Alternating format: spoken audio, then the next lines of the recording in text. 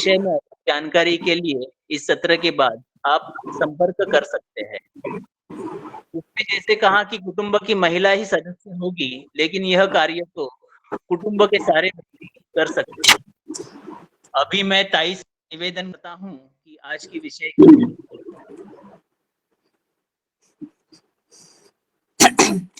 पितामही विद्यापीठ के चिंतन सत्र में जुड़े सभी सुधी श्रोताजनों को सप्रेम सादर नमस्कार। पितामही और विद्यापीठ ये दोनों साथ जुड़कर पितामही विद्यापीठ की जो संकल्पना बनती है वह आज के समय में भी और पहले के समय का विचार करें तो उसमें भी नई है। हमारे यहाँ कुटुंब की शिक्षा ये कुटुंब में ही होने वाली बात थी।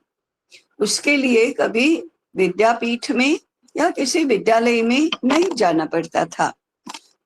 घर चलाना है, घर के सारे काम करने हैं, घर के सभी सदस्यों की संभाल लेनी है, नई पीढ़ी का निर्माण करना है, पूर्व पीढ़ी की सेवा करनी है। तो ये सारा करने के लिए, ये सारा सीखने के लिए कहीं विद्यालय में जाने की तो आवश्यकता नहीं होती थी। घर के लोग मिलकर ही यह सब करते थे। और इस विषय में जो प्रेरणा चाहिए, मार्गदर्शन चाहिए, कभी प्रत्यक्ष सीखना भी चाहिए, तो वह विद्यालय में जाकर नहीं, परंतु आसपास के कुटुंबों में या किसी जानकार व्यक्ति के पास जाकर अपने आप होता था। इतना अनौपचारिक रूप से होता था। परंतु आज हमें विद्यापीठ नामक रचना की आवश्यकता पड़ रही है। तो ऐसा क्यों है और फिर ऐसे विद्यापीठ का स्वरूप कैसा रहेगा और उस विद्यापीठ में मुख्य रूप से कहाँ से प्रारंभ होगा, ऐसे कुछ मुद्दों की चर्चा हम आज करने वाले हैं। कुटुंब के मुख्य रूप से 3 कार्य होते हैं। एक है वंश परंपरा के माध्यम से धर्म और संस्कृति की विरासत का रक्षण, उसकी परंपरा का रक्षण, परंपरा को आगे ले जाने का कार्य ये होता है। ये वंश परंपरा से होता है। इसको इतना महत्वपूर्ण माना कि सभी के लिए गृहस्थ और गृहिणी बनना, पति और पत्नी बनना अनिवार्य माना गया है। बिना किसी विशेष कारण से किसी को अविवाहित रहने की अनुमति नहीं है। और ये अनुमति की बात ही नहीं, इसको इतना स्वाभाविक माना गया है कि इसके विपरीत कोई विचार भी कैसे आ सकता है। इसके विपरीत विचार आना अस्वाभाविक है। बाकी तो ये तो व्यवस्था, जीवन व्यवस्था में स्वाभाविक विषय है। इसके लिए उपनिषद में विशेष रूप से गुरुकुल में अध्ययन पूर्ण करके घर जाने वाले छात्र को आचार्य का अनुशासन भी दिया जाता था। वो समावर्तन अनुशासन में आचार्य कहते हैं, आचार्याय प्रियम धनम आरुत्य प्रजातंतुम मां व्यवच्छेदसेहि, कि तुम यहाँ से जा रहे हो, आचार्य के लिए आवश्यक, आचार्य के लिए उपयोगी ऐसा धन प्राप्त करने के बाद, यहाँ लाकर गुरु दक्षिणा के रूप में देने के बाद तुम गृहस्थ बनो और प्रजातंतु को बनाए रखो, माने विवाह करो, संतति को जन्म दो और परंपरा को आगे बढ़ाओ। इतना महत्वपूर्ण वंश परंपरा को माना गया है। इसका कारण ही ये है कि परंपरा ही प्राचीन ज्ञान को, कौशल को, संपत्ति को, सभी मूल्यों को एक पीढ़ी से दूसरी पीढ़ी को हस्तांतरित करते हुए उसको नष्ट नहीं होने बचाए रखती हैं, समृद्ध बनाती हैं और युगानुकूल भी बनाती हैं। हमने पिछले सत्रों में ही सुना था कि परंपरा प्राचीन को अर्वाचीन बनाती है, पुरातन को नूतन बनाती है। ऐसे तत्व वही होता है, मूल्य वही होता है, परंतु उसको युगानुकूल रूप में स्थापित करने का काम हर नई पीढ़ी करती है और उसको यह करना ही है। इसी को परंपरा कहते हैं। परंपरा माने जो पहले होता आया है उसी रूप में, उसी पद्धति से, उसी प्रकार से करो, इसको नहीं कहते हैं। परंपरा का अर्थ है जो हमें मिला है उसको पूर्ण रूप से अच्छी तरह से ग्रहण करो, समझ लो, अपने जीवन में, अपने काल में उसका प्रयोग करो और देश काल परिस्थिति के अनुसार आवश्यक परिवर्तन करके उसमें अपना कुछ जोड़ करके नई पीढ़ी को हस्तांतरित करो। तो ये कुटुंब वंश परंपरा से बनता है और वंश परंपरा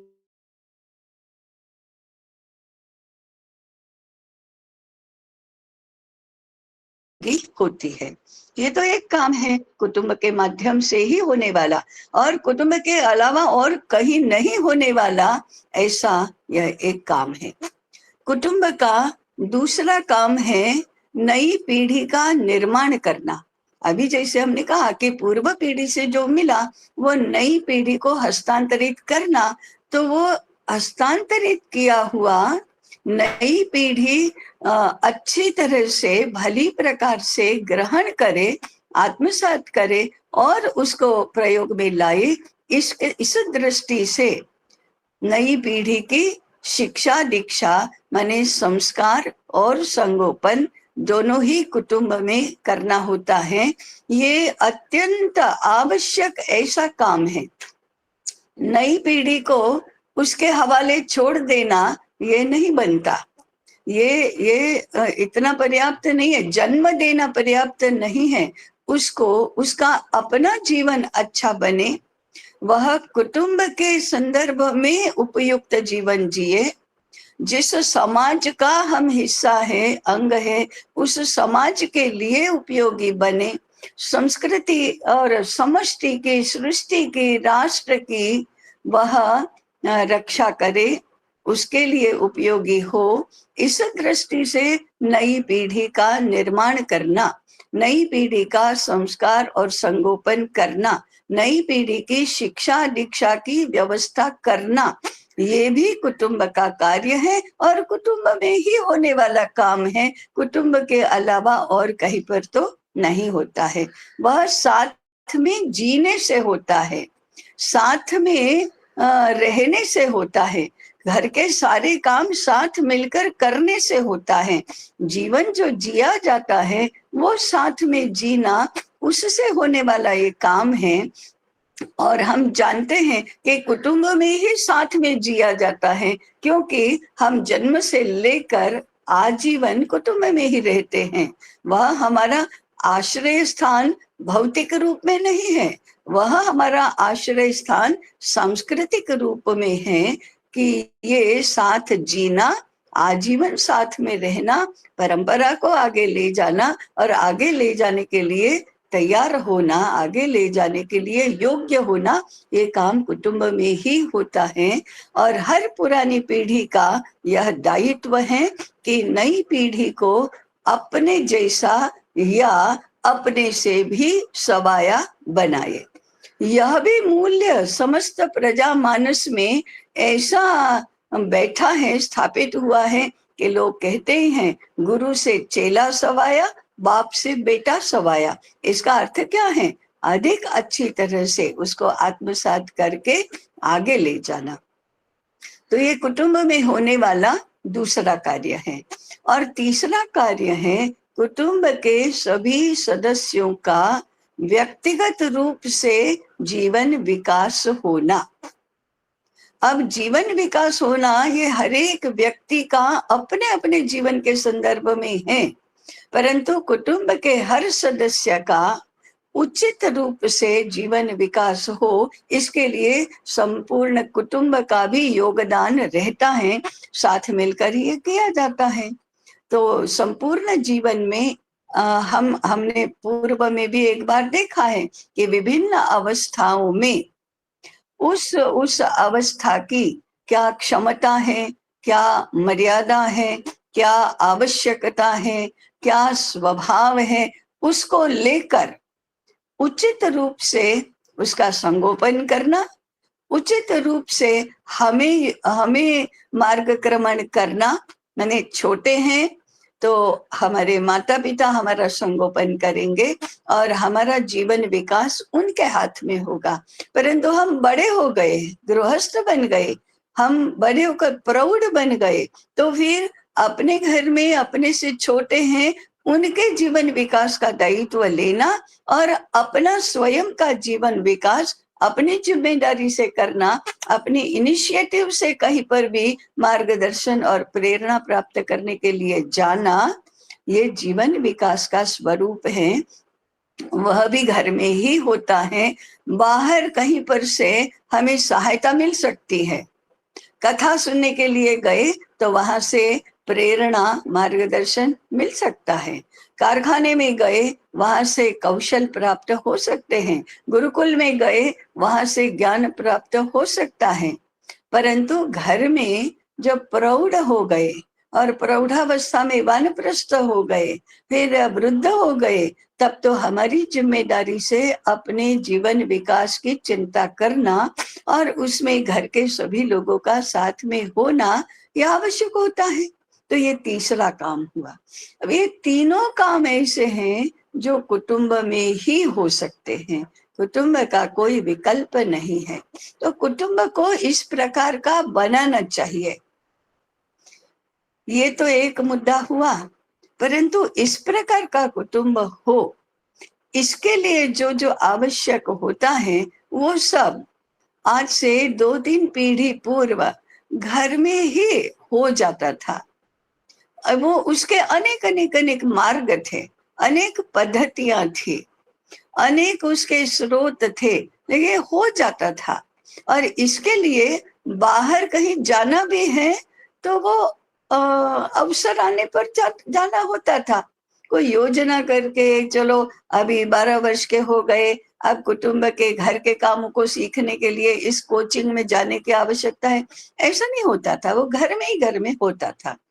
छोटे बच्चे हैं, उनका संगोपन करना है तो वो आउटसोर्स नहीं होता था, घर में ही होता था। घर में वृद्ध लोग हैं, उनकी सेवा करना है, उनके रुग्णावस्था में परिचर्या करना है, तो वो घर में ही हो जाता था। हैप्पी ओल्ड एज होम या वृद्धाश्रम या ऐसे रुग्णालय उसमें भर्ती कर दो, ऐसा नहीं होता था। तो वो घर में ही हो जाता था, इसलिए कुछ और सोचने की आवश्यकता नहीं थी। ये अनौपचारिक रूप से होता है, परंतु 2-3 पीढ़ियों से इसमें व्यत्यय आने लगा, ये संभव नहीं होने लगा, क्योंकि हमारी समाज व्यवस्था बदली, हमारी जीवन शैली बदली, हमारी कुटुंब की व्यवस्था बदल गई, हमारी शिक्षा का और अर्थार्जन का स्वरूप बदल गया। तो अब घर में ये संभव नहीं हो रहा है। तो आज तक जो संस्थागत नहीं होता था, इंस्टीट्यूशनलाइज्ड पद्धति में नहीं होता था, उसको आज हमें इंस्टीट्यूशनलाइज्ड पद्धति से करने का विचार करना होगा कि अब हो ही नहीं रहा है, कुटुंब में संभव नहीं है, ऐसा करके विवश हो जाने से तो कोई उपाय नहीं होते हैं। विवश नहीं होना, हार नहीं जाना। अब तो क्या कर सकते हैं, इस प्रकार से हताशा से ग्रस्त नहीं हो जाना, कुछ मार्ग निकालो उसमें से, कैसे हो सकेगा ये देखो। ऐसा देखने से ध्यान में आता है कि अब यदि अपने आप परंपरा से कुटुंबगत व्यवस्था में अनौपचारिक पद्धति से नहीं हो रहा है तो उसके विकल्प का विचार करो। तो फिर संस्थागत भी हमको कुछ न कुछ करना चाहिए। इस संस्थागत प्रयास करने के परिणाम स्वरूप ये पितामही विद्यापीठ की संकल्पना का जन्म हुआ है। विद्यापीठ कहते ही वह शिक्षा संस्था है, ये तो ध्यान में आ ही जाता है, और इसलिए इसको शिक्षा का विषय बनाओ, इसलिए उसके लिए शिक्षा की होती है उस प्रकार की संस्था का निर्माण करो। ऐसी संस्था ये विद्यापीठ होता है। तो इसका इंस्टीट्यूशनलाइज्ड वे में विचार करने के लिए पितामही विद्यापीठ का जन्म हुआ है। परंतु यह विद्यापीठ हमारी संकल्पना में जो विद्यापीठ रहा है वैसा ही होगा ये जरूरी नहीं है। यहाँ अनुसंधान करके पीएचडी की पदवी प्राप्त करने के लिए, आचार्य बनने के लिए, आगे अनुसंधान संस्था में काम करने के लिए, उसको अपना करियर बनाने के लिए, इस प्रकार से तो इस विद्यापीठ का प्रयोजन नहीं हो सकता। कुटुंब को सक्षम बनाने के लिए विद्यापीठ की आवश्यकता है। तो इसलिए उसके पाठ्यक्रम परीक्षाएं पास करने के लिए नहीं होंगे, शास्त्र का केवल अध्ययन करने के लिए नहीं होंगे। उदाहरण के लिए कुटुंब शास्त्र, इसका अध्ययन करने के लिए नहीं होंगे। अधिजनन शास्त्र, इसका अध्ययन करने के लिए ही केवल ये विद्यापीठ नहीं होगा। कुटुंब जीवन ठीक करने के लिए, कुटुंब सुदृढ़ीकरण, कुटुंब को भारतीय संकल्पना से युक्त बनाने के लिए पहला पितामही विद्यापीठ काम करेगा। हाँ, इसके लिए अध्ययन की आवश्यकता पड़ेगी, इसके लिए अनुसंधान की आवश्यकता पड़ेगी, इसके लिए पुस्तकों का लेखन करना होगा, इसके लिए प्रकाशन करना होगा, इसके लिए प्रबोधन के कार्यक्रम करने होंगे। परंतु वे सब केवल ज्ञानात्मक चर्चा या ऐसा नहीं होगा, उसका अप्लाइड पार्ट है कुटुंब को ठीक करना। इसलिए इस विद्यापीठ का स्वरूप कुटुंब ओरिएंटेड ऐसा रहेगा। कुटुंब के परिप्रेक्ष्य में इसका विचार करना, उसका नियोजन करना, उसकी रचना करना ऐसा होगा। केवल हमारे जो आज की यूनिवर्सिटीज ये मॉडल नहीं है, वह मॉडल तो हमारी शिक्षा संस्था के लिए भी नहीं है, परंतु पूर्व में हमारे तक्षशिला विद्यापीठ, नालंदा विद्यापीठ, वल्लभी, कांची, काशी ये विद्यापीठ चलते थे, वैसा भी नहीं है।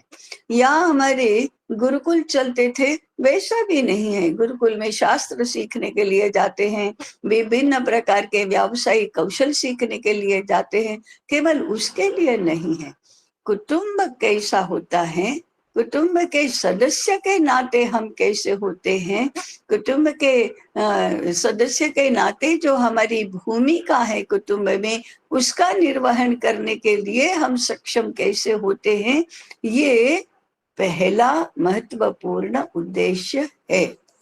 उदाहरण के लिए मैं यदि गृहस्वामी हूँ तो गृहस्वामी की भूमिका निभाना कैसे संभव होगा, ये सीखने के लिए जाना है। नहीं कि गृहस्वामी बनने का कोर्स किया, उसका हमको प्रमाण पत्र मिला और वैसा ही हम करने लगे और घर घर जाकर फिर गृहस्वामी को ऐसा करना चाहिए ये उपदेश देने लगे, अथवा ऐसी पुनः एक संस्था का निर्माण किया और हमारा एक अर्थार्जन का स्रोत शुरू हुआ। इसके लिए नहीं है, घर ठीक करने के लिए। तो गृहस्वामी की भूमिका, पिता की भूमिका, घर की पुत्र वधू की भूमिका, पितामही की भूमिका, भाई की भूमिका, ये कुटुंब के नाते जो जो भी हमारी भूमिकाएं बनती हैं उनको सीखने के लिए ये विद्यापीठ हो सकता है, विद्यापीठ होगा। ये उसका पहला प्रयोजन हुआ कि दूसरा, अब ये करेगा कौन, तो ये करेंगी पितामही।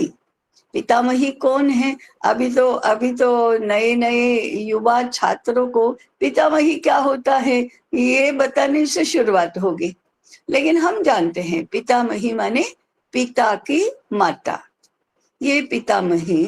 अब समझो मैं 15 वर्ष का हूँ, तो मेरी पितामही किस आयु की होगी, कल्पना करो। अब वो अलग अलग हो सकती है आयु, लेकिन पितामही हम समझ सकते हैं। घर में यदि 3 पीढ़ियां साथ में रहती हैं, तो पहली पीढ़ी होगी जो सबसे बड़ी, वो पितामह और पितामही की होगी, दादा और दादी की होगी। और तीसरी पीढ़ी है वो पौत्र और पौत्री की होगी। बीच की है वो पुत्र और पुत्र वधु के। ये किसके संदर्भ में हम बात कर रहे हैं? पितामह पितामही के संदर्भ में हम पुत्र और पुत्र वधु कहते हैं, परंतु कुटुंब के संदर्भ में इसको गृहस्वामी और गृहस्वामिनी कहा जाएगा। तो संदर्भ में, विभिन्न संदर्भों में विभिन्न भूमिकाएं हमारी तय होती है। तो हमने जैसे कहा कि पितामही विद्यापीठ कुटुंब सुदृढ़ीकरण के लिए है, कुटुंब को व्यवस्थित करने के लिए है, कुटुंब के सभी सदस्यों को अपनी अपनी भूमिका, कुटुंब की भूमिका किस रूप में निभाना चाहिए, ये सिखाने के लिए है। तो इसकी जिम्मेदारी घर की पितामही की है। अपने कुटुंब को सुदृढ़ बनाना उसका दायित्व घर की पितामही का है। गृहस्वामिनी का दायित्व गृह संचालन करने का है। गृहस्वामी का दायित्व केवल गृह संचालन करने का नहीं है। हम समझते हैं कि गृहस्वामी को गृहस्थ कहा जाता है, परंतु गृहस्वामिनी को गृहिणी कहा जाता है। इन दो शब्दों के अर्थ क्या होते हैं, अर्थ विस्तार क्या होता है, संकेत क्या है, इसको भी हमें कभी समझने की आवश्यकता है। परंतु प्रत्यक्ष घर चलाना ये घरवाली का काम है, या ये हम स्वीकृत मानकर चलते हैं। इसकी चर्चा करने की आवश्यकता पड़ी तो कभी करेंगे, परंतु अभी तो ये मानकर चलते हैं। तो फिर पितामही क्या है?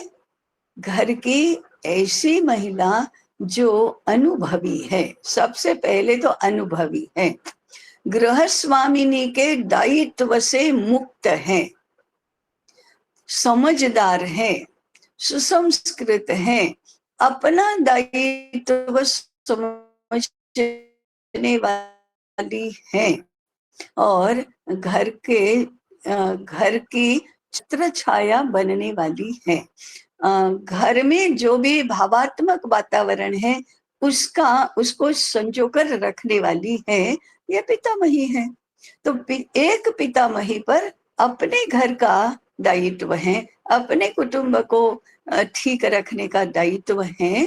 तो समाज के समस्त कुटुंबों की चिंता कौन करेगा? वो इंडिविजुअली ये काम नहीं होते, क्योंकि जिस पद्धति से आज कुटुंबों की व्यवस्थाएं अस्त व्यस्त हो गई है, उसको देखते यह सामाजिक सांस्कृतिक प्रश्न है, किसी एक घर का प्रश्न नहीं है।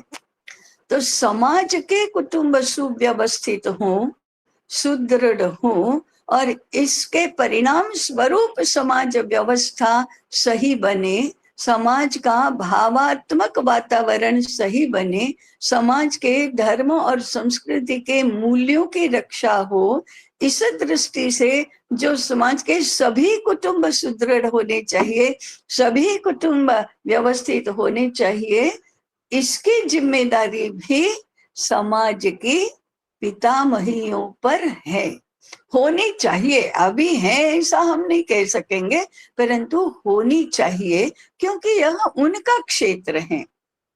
पितामहियों का पढ़ा लिखा होना गृहित है।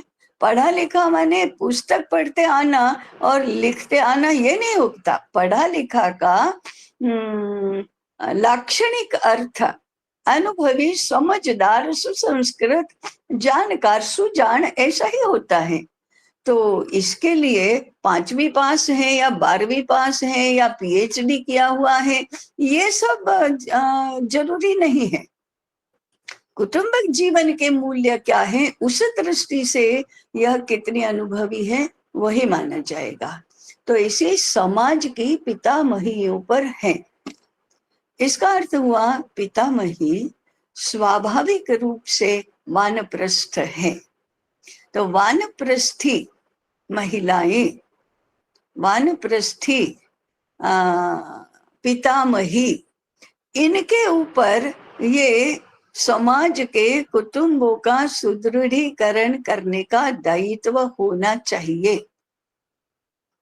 इसको मोबिलाइज करना ये पितामही विद्यापीठ का काम रहेगा। लेकिन पितामही विद्यापीठ की संकल्पना का एक आयाम यह है, एक तो हुआ कुटुंब के संदर्भ में ही इस विद्यापीठ का विचार होगा, उसी प्रकार से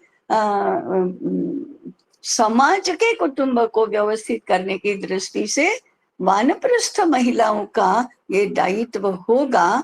इसका दूसरा आयाम है। तीसरा है, इसके लिए इसी प्रकार के विद्यापीठ जो होता है, आजकल का विद्यापीठ या हमारे प्राचीन काल का भी विद्यापीठ, गुरुकुल, इसकी जो संरचना होती है वैसी न होकर समाज के सारे कुटुंब इसके सदस्य बने और कुटुंब के माध्यम से कुटुंब के सारे सदस्यों की आवश्यकता के अनुसार शिक्षा हो, ऐसी कल्पना करनी चाहिए। और इसमें से अभी जो समीर भाई ने प्रारंभ में कहा कि इस विद्यापीठ के सदस्य समाज के सारे कुटुंब बनेंगे और ये सारे कुटुंब पितामही विद्यापीठ के सदस्य बनने के लिए कुटुंब की गृहस्वामिनी के नेतृत्व में बनेंगे। तो अब ऐसे जरा कल्पना करके देखो, ये बहुत बड़ा क्रांतिकारी ऐसा विचार है।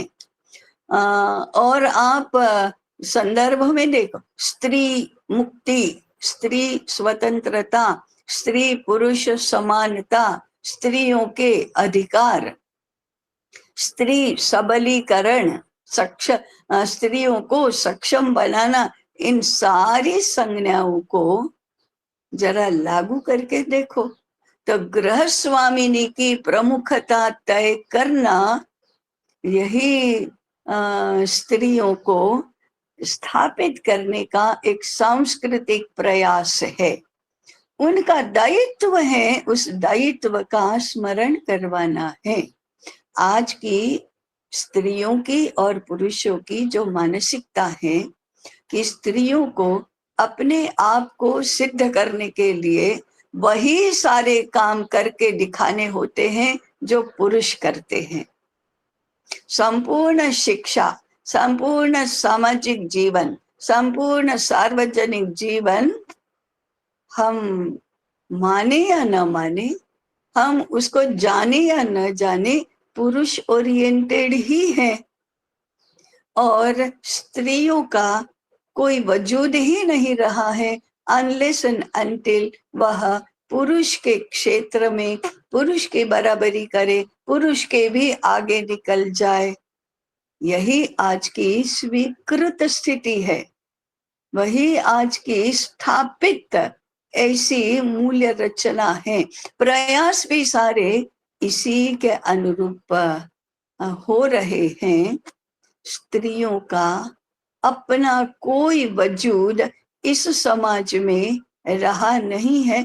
अब ये बहुत गंभीर स्टेटमेंट है, परंतु इसका जरा विचार करना चाहिए कि ये क्या है। फिर हमारे समाज को हम स्त्री पुरुष का युग्म, ये यूनिट है, ऐसा करके बनाएंगे या एक के जैसा दूसरे ने होना, होकर दिखाना, उस तत्व पर आधारित बनाएंगे।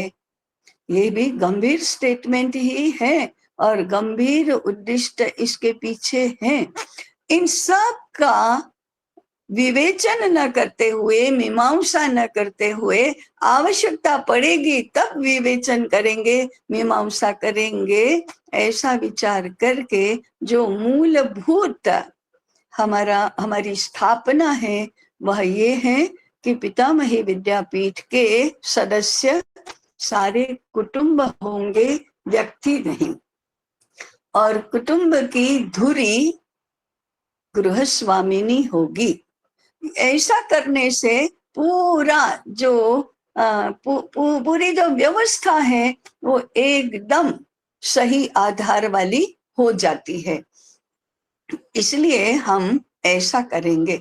तो पितामही विद्यापीठ की ये जो संरचना है उसका दायित्व पितामही को देकर और उसका संदर्भ कुटुंब जीवन को बनाकर हमने अल्टीमेटली भारत की समाज व्यवस्था व्यक्ति केंद्री नहीं परंतु कुटुंब केंद्री, और जो घर है वह गृहिणी केंद्री, गृह माने संपूर्ण गृह तो गृह स्वामी और गृह स्वामिनी बनकर ही होगा, दंपति को केंद्र बनाकर ही होगा, परंतु सभी व्यावहारिक बातों के लिए गृह स्वामिनी या गृहिणी मुख्य है।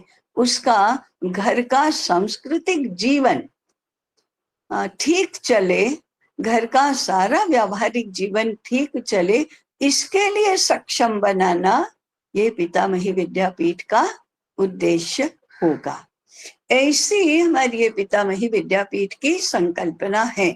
हम धीरे धीरे इसको समझने का प्रयास करेंगे, धीरे धीरे इसको आत्मसात करने का प्रयास करेंगे, पचाने का प्रयास करेंगे। कैसी मूल बातों को एड्रेस करके हमने ये रचना बनाई है इसको समझने का प्रयास करेंगे। तो ये तो आधा हिस्सा हुआ। अब दूसरा जो ऐसे कैसे प्रमुख बातें हैं, उसमें प्रमुख मुद्दे क्या है, समस्याएं क्या है, मूल मुद्दे क्या है, इसकी ओर भी ध्यान देना होगा।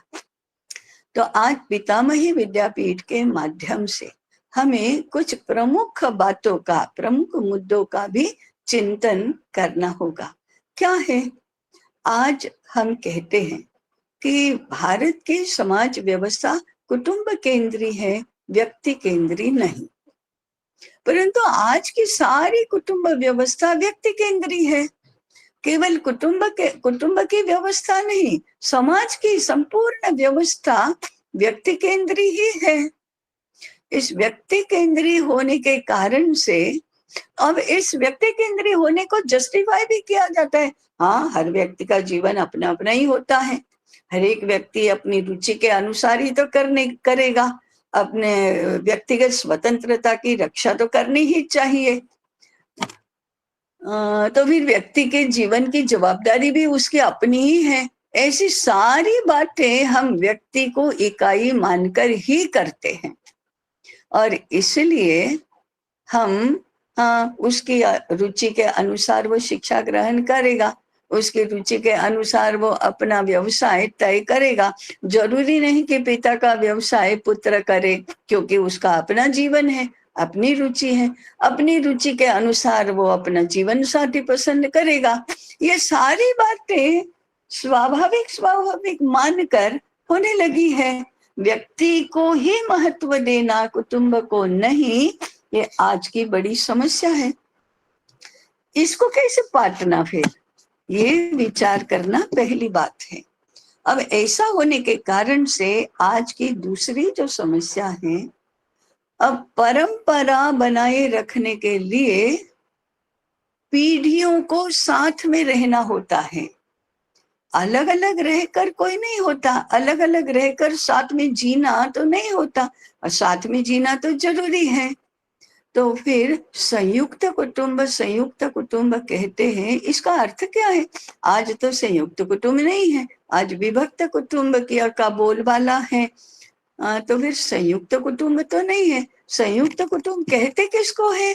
जहां जितनी भी पीढ़ियां एक वंश में जीवित हैं उनका एक साथ रहना, इसको संयुक्त कुटुंब कहते हैं। संयुक्त कुटुंब माने बड़ा कुटुंब।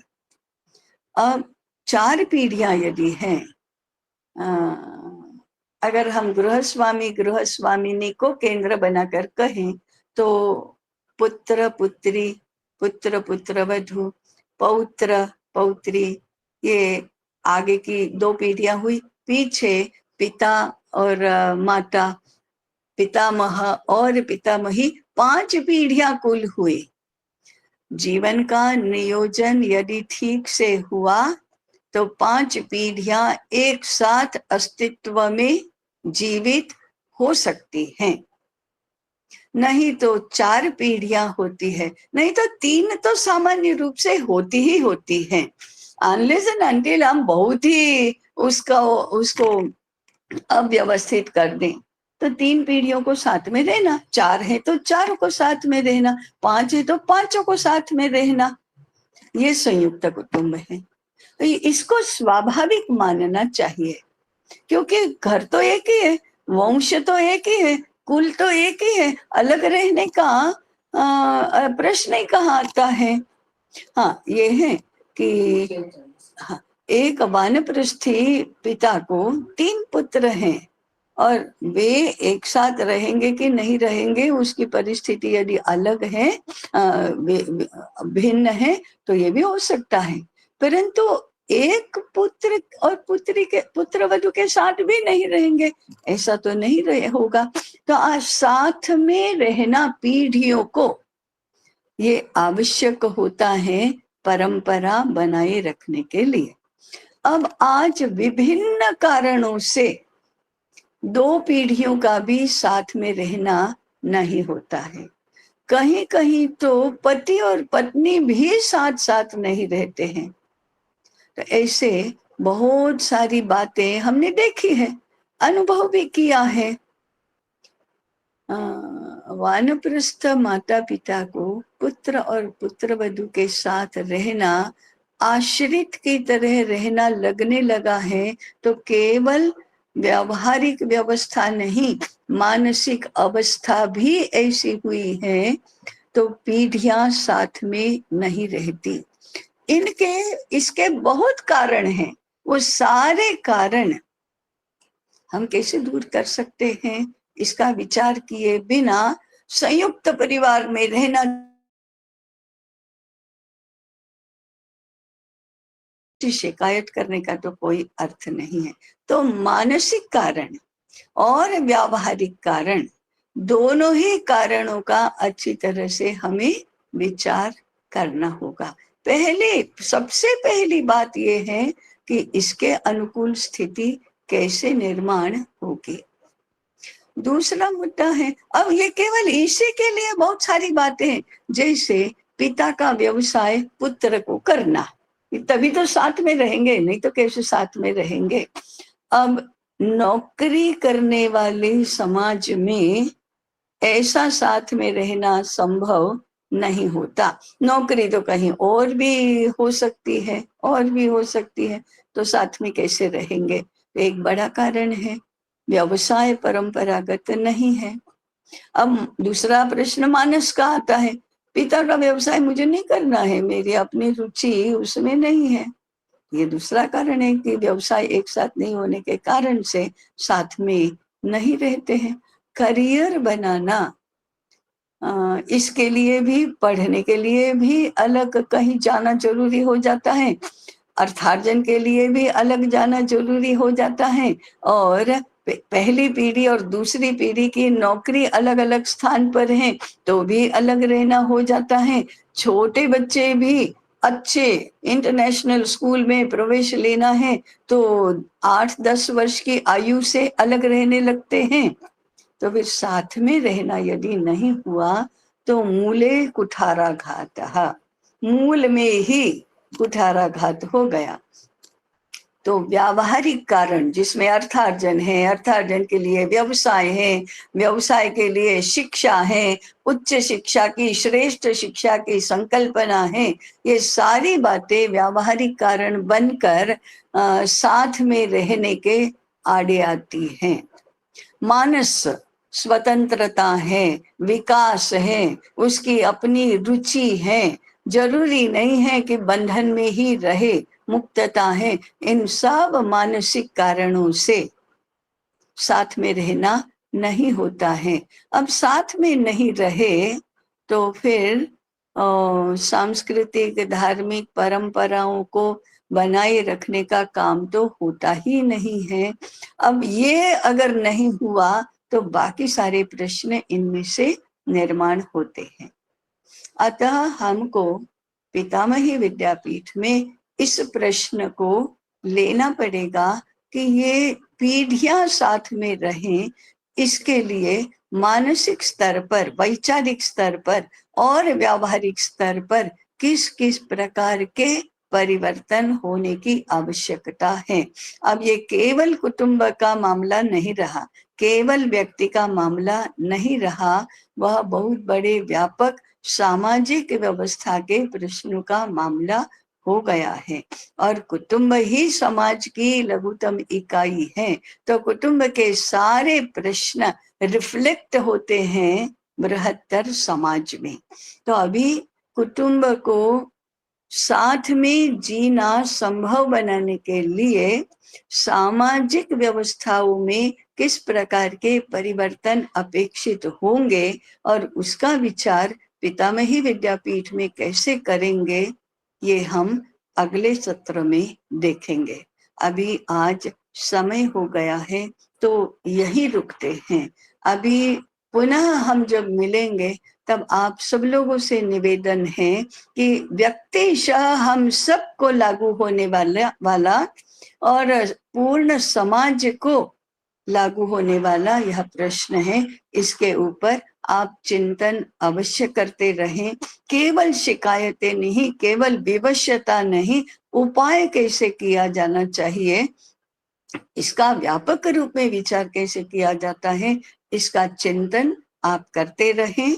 और अगले सत्र में हम इसका विचार भी करेंगे। अभी मैं यहाँ रुकती हूँ। जिज्ञासाओं के लिए, सुझावों के लिए, अभिप्रायों के लिए यह सत्र खुला है। नमस्कार। हम अभी जो कर्णावती में 8 और 9 तारीख को इसमें आए थे, तो हमें जो साहित्य थैले में दिया था उसमें ये कुटुंब सदस्यता पत्रक तो था, तो वो हमने भर दिया, 600 रुपए भेज दिए। लेकिन और अगर प्राप्त हो गया है। हाँ जी, क्या? हाँ, वो प्राप्त हो गया। नहीं, और अगर कोई इसमें जोड़ना चाहते तो ये पत्रक कहाँ मिलेगा? विद्यापीठ में। यहाँ संपर्क करने से और उनका संपर्क देने से वहां भेज देंगे। अच्छा, ठीक।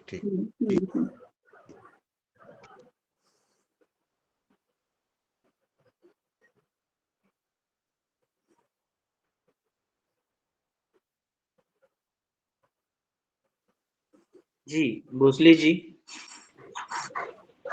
प्रणाम ताई, मैं रामचंद्र बोल रहा हूँ सतारा से। आपने अभी जो कहा कि गृह स्वामिनी ये कुटुंब में उनका अधिकार रहेगा, पितामही उनको मार्गदर्शन करेगी। लेकिन जब हम विद्यालय में जाते हैं तो वहाँ की स्थिति ऐसी है कि वहाँ व्यक्ति सापेक्ष शिक्षण मिलता है। जैसे बेटियों को और पुत्रों को एक साथ शिक्षण दिया जाता है, तो ये सब अलग ढांचे का तैयार होता है, तो दोनों में संघर्ष होना अपेक्षित ही है। तो विद्यालय की रचना फिर कैसी होनी चाहिए? उन्हें वैसा ही शिक्षण मिले जैसे कि कुटुंब में अपेक्षित है। ये विद्यालय किसी का म्यूट करने की आवश्यकता है। बात सही है। मैंने वही कहा था कि शिक्षा, व्यवसाय, सामाजिक कार्य आदि सभी में यही होता है कि जो बेटों को है वही बेटियों को है, तो आगे चलकर शिक्षा का विचार तो करना ही होगा। और वही गृह जीवन, कुटुंब सुदृढ़ीकरण कैसे हो, इस दृष्टि से शिक्षा का स्वरूप कैसा होगा, ये विचार करना भी प्राप्त ही है। और हम जब विद्यालयीन शिक्षा का विचार करते हैं तब भी स्त्री शिक्षा, बालिका शिक्षा, इसका विचार करना ही होगा, वो तो प्राप्त ही है। जी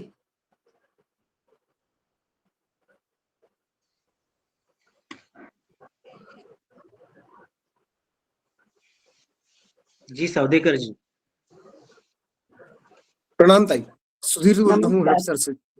हाँ जी। मन में एक प्रश्न आता है कि अभी की समाज व्यवस्था, हालांकि हम परिवर्तन की बात कर ही रहे हैं, परंतु अभी की जो समाज व्यवस्था है, इसमें कुटुंब में जो महिलाएं वर्तमान शिक्षा प्राप्त करके अर्थार्जन करती हैं, उनकी स्थिति सुदृढ़ दिखती है, बाकी लोग पिछड़े माने जाते हैं। तो इस मनोस्थिति से उबरने के लिए हम कुछ विशिष्ट प्रोग्राम मन में रखे हैं, हाँ, तो उसके बारे में कुछ। अभी आज के चिंतन में भी हुआ कि मानसिक स्थिति, मानसिक परिवर्तन, ये भी एक बड़ा इश्यू है, बड़ा विषय है, वो भी करना होगा। आज किसी भी महिला को कहो कि तुम पढ़ने नहीं जाओगी और फिर पढ़ लिख लिया है तो अर्थार्जन करने के लिए नहीं जाओगी, तो नहीं मानेगा कोई, वो तो नहीं मानेंगे और लोग भी नहीं मानेंगे। हमारा भी मन खाएगा कि अरे इतना पढ़ लिख लेने के बाद इनको मना करना, ये कैसे अपनी शिक्षा का उपयोग वो कहाँ करेगी, ऐसा हमारा भी होता है। तो ये मानसिकता का रूपांतरण होना, ये भी इस प्रश्न का एक आयाम है और काफी महत्वपूर्ण आयाम है। मराठी में कहते हैं ना, रांधा वाडा उष्टी काढा, आमचा मेल्यांचा हाच अवतार।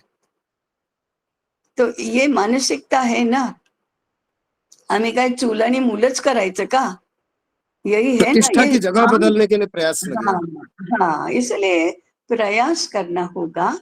तो प्रश्न को मूल से समझना होगा, मानसिक स्थिति को भी समझना होगा, मानसिक वातावरण जो तैयार हुआ है समाज में, इसको भी समझना होगा और फिर इसके उपाय के बारे में चिंता और चिंतन दोनों ही करने होंगे और चिंतन के बाद रचना भी करनी होगी, कृति में भी आना चाहिए। तो ये काफी मैंने कठिन भी है, महत्वपूर्ण भी है, और अगर महत्वपूर्ण मानकर करना शुरू किया तो होने वाला है, क्योंकि समाज मन के अंतस तत्वों में तो ये सारा अभी है, नष्ट नहीं हो गया है। इस विश्वास को हमें कायम रखना होगा, बढ़ाना भी होगा। जी डॉक्टर भरत जी, आप पूछिए भरत जी।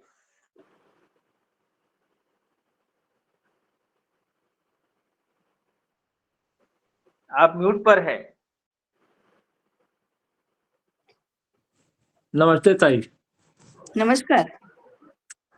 जो व्यवस्था है उसमें जो संवैधानिक व्यवस्था देश का, वो तो व्यक्तिवादी है, वो तो व्यक्ति के वोट को महत्व देता है और सारी हाँ, योजनाएं व्यक्ति के आधार पे हैं। तो जो हाँ, ऊपर से चीजें नीचे समाज के निचले स्तर तक आ रही हैं, वो तो हाँ, हमारे कुटुंब व्यवस्था बहुत बड़ा आघात है। और हाँ, जब है तक की ना। व्यवस्था रहेगी, नीचे अगर हम कितना भी कुटुंब को मजबूत करेंगे और ऊपर से इस तरह से बनेगी, तो कैसे हो पाएगा ये? हाँ, ऊपर तक पहुंचते कहाँ है हम? पहले नीचे होते हैं कि पहले ऊपर होते हैं? नहीं नीचे नहीं, से मैं ही ये तो ऊपर जाते हैं। छोटे होते हैं कि बड़े होते हैं? पहले छोटे पहले होते छोटे। हैं, धीरे जी धीरे बड़े होते हैं। तो बड़े बड़े, हाँ, बड़ा ऊपर से लेकर व्यवस्था बदलती कैसे है? इसकी प्रक्रिया तो होगी ना। जी। ऊपर वालों को कौन बदलेगा? ऊपर नीचे वाले अपने आप को कैसे बदलेंगे? जी ये तो इसके लिए तो प्रयास करने होंगे। जी बाकी जी ऊपर वालों पर छोड़ दिया और नीचे वालों ने कुछ नहीं किया, तो ऊपर वालों को बेचारे को समझ में कैसे आएगा कि क्या करना है? ठीक बात है। कैसे? केवल ऊपर वाला केवल नीचे वाला नहीं होता, नीच से ऊपर, ऊपर के नीचे एक श्रृंखला होती है। जी जी धीरे धीरे आज की छोटी पीढ़ी बड़ी होते होते ऊपर पहुंचती है और जी तब जी वो जो मानस लेकर आई है, जो बुद्धि लेकर आई है, उसके अनुसार वह परिवर्तन के बाद का विचार करती है जी ना। जी। प्रमोद जी आप पूछिए। प्रमोद पाटिल। हाँ, प्रणाम ताई, प्रमोद हाँ, पाटिल कोल्हापुर नमस्कार। से बोल रहा हाँ हूँ। जी, हाँ जी। हाँ, यस। आपने अभी बालिका शिक्षा के बारे में पूछा, बताया। हम्म, तो मैं अध्ययन में नया हूँ, इसलिए ये सवाल मेरे मन में उठ रहा है कि जी। अ, अगर एक बालिका अच्छी गृहिणी आगे बनना चाहे या अच्छी हम्म, पुत्रवधू बनना चाहे, हम्म, तो बालिका के लिए जो आवश्यक शिक्षा है उसके संदर्भ कहाँ पे मिलेंगे, कहाँ से मैं मेरी बालिका को उसके बारे में ज्ञान दे सकता हूँ या उसको पढ़ा सकता हूँ? हाँ, बहुत है, अपने वाङ्मय में बहुत है। ज्ञान सागर ग्रंथमाला में भी इसके ग्रंथ हैं। इसलिए साहित्य तो हमारे यहाँ बहुत उपलब्ध है। हम कैसे इसकी व्यवस्था करें, इसका ही विचार हमको करना है। तो ये भी समझ में आएगा कि कैसे ग्रंथ हैं। जी हैं। जी ताई, जी ताई, धन्यवाद। दीप्ति जी। नमस्ते ताई। नमस्ते। मेरा एक क्वेश्चन है। मुझे अपनी पिछले पीढ़ी है ना, उसको शिक्षित करने में बहुत समस्या आती है, क्योंकि उनको विचार और विश्वास और सब कुछ गलत है। उसको एजुकेट करने में मुझे बहुत पेशेंस चाहिए। वो बहुत डिफिकल्ट लगता है। तो इसमें क्या समस्या है? पेशेंस चाहिए तो पेशेंस रखिए। मैं फिर बोल के भी वो उनको नहीं समझा आता है। वो कहते हैं हार्लिक्स पिला दो, सीजनल फ्रूट्स नहीं है उसको उसे दे दो, इसमें क्या नहीं है। बहुत गलत बिलीफ्स है। उनको ठीक करने में बहुत समय चाहिए और उनको भी उसको बदलने का मन चाहिए।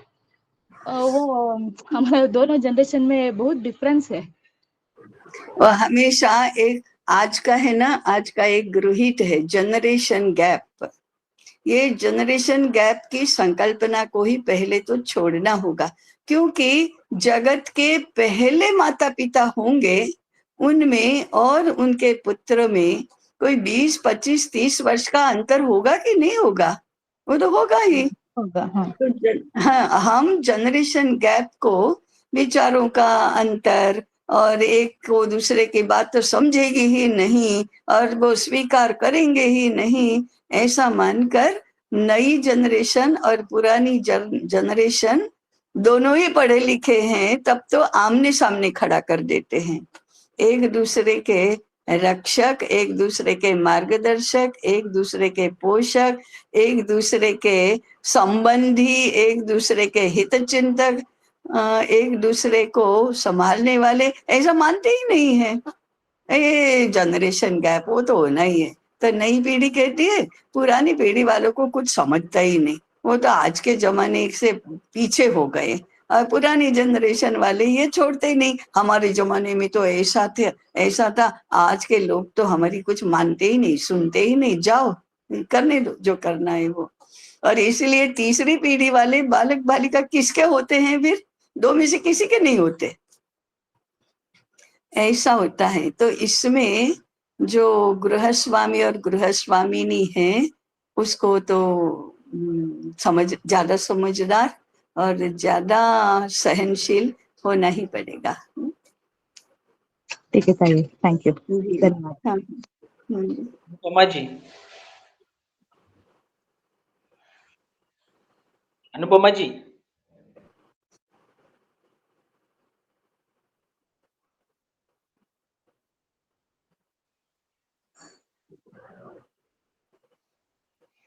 अनुपमा जी पूछिए।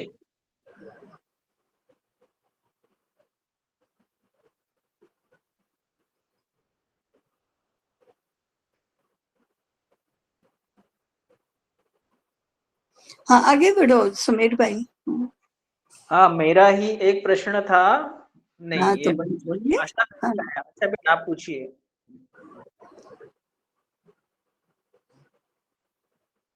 नहीं, कौन पूछ रहे हैं, आप या और कोई? आशा सोनी ने भी हाथ ऊपर किया, तो मैंने कहा उनको हाँ, कि आप हाँ, आशा हाँ, बहन। बताइए। आशा बहन बताइए। हाँ, प्रणाम ताई जी। नमस्कार। आज नमस्कार। आज जो हो रहा है कि भी स्त्रियां अर्थार्जन करने के लिए उत्सुक है और वो अपने को साबित करना चाहती है कि नहीं मुझे कुछ करके दिखाना है, प्रूव करना है, मतलब कि हम भी कुछ कर सकते हैं, ऐसी मानसिकता सभी में है। तो हमारा सैद्धांतिक या शास्त्रीय ऐसी कौन सा संकल्पना है कि भी स्त्री को आवश्यकता नहीं है तो उसका मुख्य दायित्व क्या है? वो कैसे समझा सके आज की महिला को कि हमारा अर्थार्जन के ऊपर भी एक महत्वपूर्ण दायित्व है? ऐसा तो शास्त्रोक्त सिद्धांत क्या है? है जरूर, पर क्या है? हाँ, है ये गृहिणी गृहम उच्यते, यही मूल सिद्धांत है कि घर किसका है, कौन है, घर कौन है, गृहिणी तो घर है। तो फिर घर को देखना ये तो महत्वपूर्ण है, परंतु केवल इतने से आज काम नहीं चलेगा। मूल क्या कैसी बात है कि स्त्री का सम्मान, स्त्री की स्वतंत्रता, स्त्री का घर का दायित्व, ये सारी बातें कैसे होती थी? पहले अपने आप इसकी रक्षा होती थी। पहले देखो व्यवसाय जो होते थे, अर्थार्जन के व्यवसाय, वो परंपरागत होते थे। मैंने पिता का व्यवसाय ही पुत्र कर रहा है। अब समझो दर्जी है या बुनकर है या दुकान, छोटी सी दुकान है, तो दुकान कहाँ होगी? घर में। घर का अगला हिस्सा दुकान है, पीछे घर रहता है। दर्जी कहाँ होगा? घर में। तो आगे दर्जी की दुकान है, पीछे घर है। अब जरा देख लो कि हाथ सिलाई घर की गृहिणी कर रही है, घर के बच्चे सारे सामान सुमान व्यवस्थित कर रहे हैं। दर्जी का कौशल तो बच्चे बिना विद्यालय में गए सीख रहे हैं, तो उनको का पढ़ाई के लिए कहीं जाना नहीं पड़ता है। वो तो अपने आप, उनकी व्यावसायिक सुरक्षा है वो तो घर में ही हो जाती है। वैद्य का बेटा वैद्य ही है, तो वैद्य की घरवाली भी किसी वैद्य की ही पुत्री है, तो उसको वैद्य की सारी कुशलता पता है, इसलिए वो तो भागीदार है ही। अगर ये अर्थार्जन का साधन है तो पूरा कुटुंब मिलकर व्यवसाय करता है। कौन नहीं करता? सारे करते हैं, और परस्पर अनुकूल बनकर ये सारा होता है। नौकरी करने के लिए जाना है तब वो अकेले को ही जाना होता है, और बाकी सारे बेरोजगार और ये कमाई करने वाला, ऐसा होता है। आपने देखा है क्या कि अपने घर में झाड़ू पोछा करने वाली अगर बाई आती है तो कभी वो नहीं आनी होती है तो कहती है मेरी बेटी आकर करके जाएगी। क्या हुआ? घर की बेटी उसके साथ है या अपने साथ लेकर आती है और वो उसके काम में सहायता करती है। तो अर्थार्जन में भागीदारी हुई कि नहीं हुई? पहले मजदूरी करके, वो आपको पता है हाथ से खींचने वाला ठेला लेकर जाते थे, तो पति पत्नी साथ में ठेलते थे कि नहीं ठेले को? तो क्या ये अर्थार्जन में समान समान भागीदारी हुई कि नहीं हुई? अब कौन किसका आश्रित है? कौन अर्थार्जन नहीं कर रहा है? सब मिलकर कर रहे हैं। और उसमें फिर अभी भोजन बनाने का समय हुआ तो उतना समय वो नहीं करेगी, या पति बीमार है तो सारा का सारा काम वही करेगी। तो ऐसे कुटुंब एक यूनिट बनकर अर्थार्जन के काम में भी रहता है। आपको पता है कि राजा का जब राज्याभिषेक होता है तो अकेले राजा का नहीं होता, रानी उसके साथ होती है। क्या मतलब है? राज्य कौन चला रहे हैं? दोनों मिलकर चला रहे हैं। कन्यादान अकेला पति या अकेली पत्नी कर सकती है क्या? नहीं कर सकती। इसका मतलब क्या है कि घर के सारे सांस्कृतिक काम दोनों साथ मिलकर समान जिम्मेदारी से कर रहे हैं। आपको पता है विवाह का जो शोभा यात्रा निकलती है या और कोई होता है तो गुजराती में तो कहते हैं ना, माथे मोड़ कौन राखे छे? किसके सर पर होता है? वर की माँ के। इसका मतलब क्या हुआ कि ये विवाह का जो समारोह हो रहा है उसकी सबसे प्रमुख जिम्मेदारी किसकी है? वर की माँ की है। इसका मतलब है कि सबसे अधिक प्रतिष्ठा का स्थान तो वर की माँ को है। तो ये बहुत हमारी पद्धति है ना, हमारी महिलाओं का सम्मान करने की और उनका अर्थार्जन, आश्रितता नहीं आश्रितता, ये सारा देखने की हमारी पद्धति अलग है। अभी तो क्या होता है कि नौकरी करने जाओ तो घर के सारे सदस्यों से अलग हो गए, और फिर नौकरी करने के लिए जाना, वहीं से पैसा मिलता है, इसलिए उसकी प्रतिष्ठा होना, और इसके लिए फिर अपनी बेटी को पढ़ाओ ताकि बड़ी होकर वो अपने पैरों पर खड़ी हो जाए। अरे घर में कोई अपने पैरों पर केवल खड़ा नहीं होता, सब सामूहिक सबके पैरों पर खड़े होते हैं। तो इसके लिए भारत के कुटुंब रचना को भी समझना होगा। एक अंग अलग निकाल कर फिर हम सोचेंगे तो नहीं होगा। तो ऐसा कुटुंब व्यवस्था के मर्म समझने के लिए हमारे यहाँ बहुत साहित्य भी उपलब्ध है। तो पितामही विद्यापीठ के अंतर्गत ऐसे विषयों का अध्ययन भी हमें करना है। मैं तो ऊपर ऊपर का बहुत बता रही हूँ, लेकिन इसके पीछे तो बहुत सारा है। ठीक है, अभी समय ऊपर हुआ है, लेकिन आज पूरा अच्छा हुआ। कई लोगों ने इसमें प्रश्न पूछे, तो अभी हम कल्याण मंत्र से